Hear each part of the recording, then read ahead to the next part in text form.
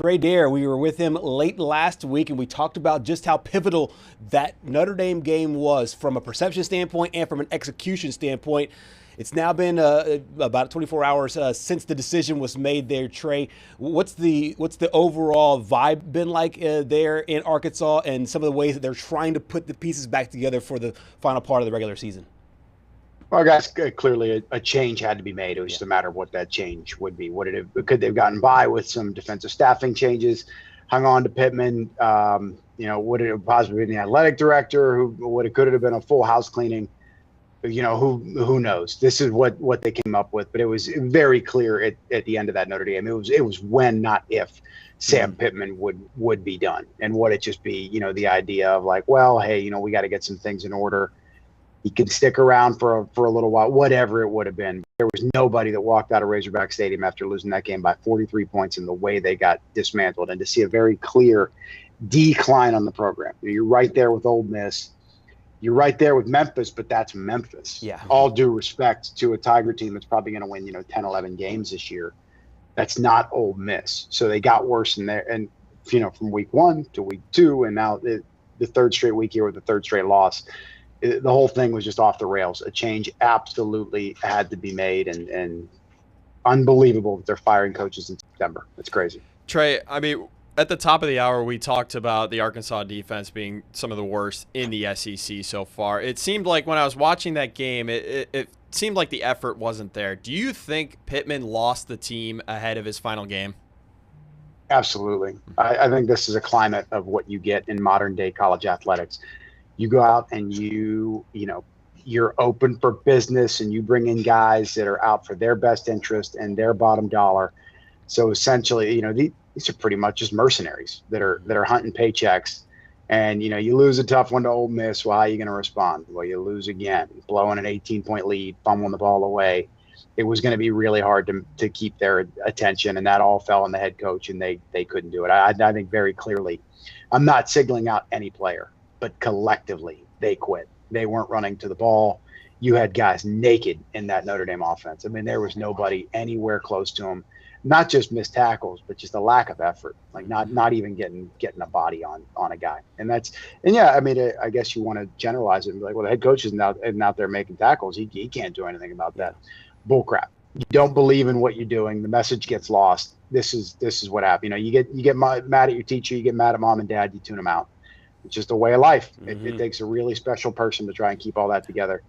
Sam Pittman's a fantastic guy. I wish really well for him. Really, really do. Wish so badly it was going to work out. And mark my words, I say this with a ton of confidence. They will never find a guy that wanted the job and believed in how special the job was as much as Sam Pittman. But guys, that's just not enough. Yeah. Just, being really happy to be there and having a lot of pride and all that. You got to get results. 32 and 34. He had been given nearly 5.5 years.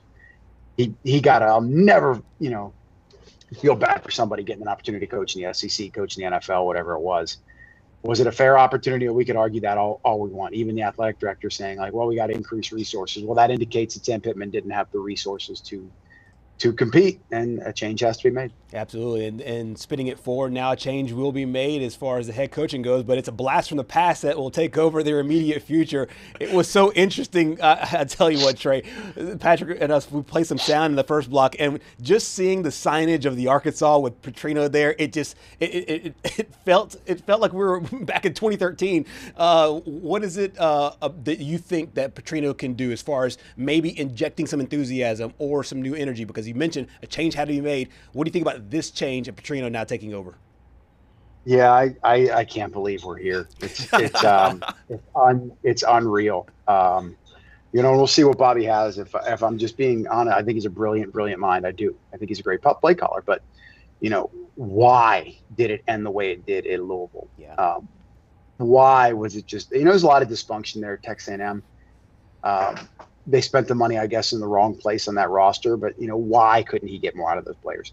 Even at Missouri State, you're a really good point. Things don't get better with time, right? Like, our bodies don't get better after a certain point. They start to break down. Coaches, it seems like when they lose that fastball, it gets away from them. But still, all that said, this was a top 10 offense in yards a year ago. Petrino had a big hand in that.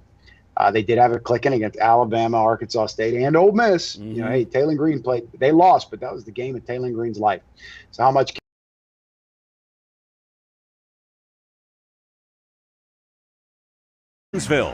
From Oxford to Auburn, from Fayetteville to College Station, and from Columbia to, well, Columbia, and all points in between. All things SEC, straight ahead on Southeast Sports Plus. The show is just ahead. That way. It doesn't mean it can't work that way, but it's just not that simple. When Bobby Petrino took this job over, there was like 7 or 8 kids from the state of Arkansas, wanted to be Razorbacks, and went on to play in the NFL. Last I checked, we don't have that right now. And the way that players can jump around, even if you did have that, maybe kind of hard to maintain them. But yeah, excited to see what it looks like. But if I promise you this, everybody at home, everybody will watch this clip, pay attention. That building feels different right now. Yeah. You know, the day one he walked in there, and it's, you know, all eyes on me. Mm-hmm. Do I have everybody's attention now? But you know, how just because that change is made, what kind of results are we going to get? Absolutely. Trey, I know you're super busy and you have a very busy day ahead of you. Thank you so much for your time here today on Southeast Sports Plus. All right, guys, take care.